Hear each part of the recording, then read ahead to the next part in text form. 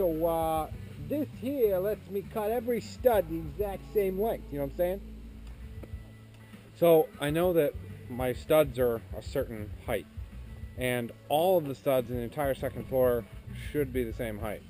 And so in order to get that kind of consistency, I built this thing off of my miter saw.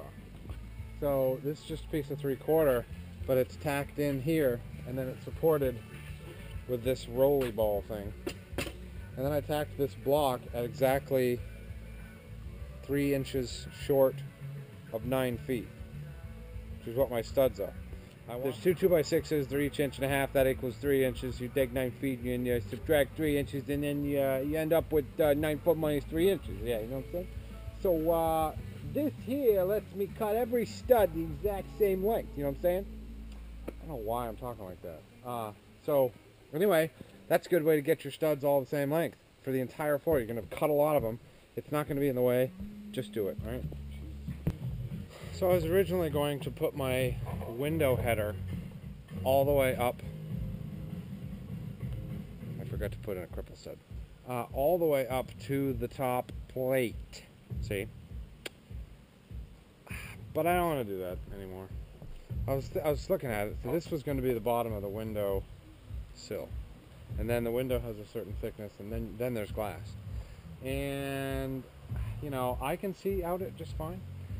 But I kind of want to see down here too. And I thought if I kept the window high, I would have more room for storage, otherwise known as storage, down below the window. But I think I'm still going to have plenty of storage, and I'd like to be able to see out the freaking window.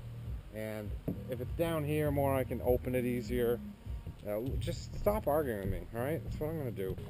Oh yeah, the whole reason I was telling you that was because what I'm going to do, see, is use 2x6 cripples above the header to transfer the weight of the joists down to the header and then out to the jack studs. I'm using all the scrap 2x6s left over from cutting all the studs. See, the studs are not quite 10 feet.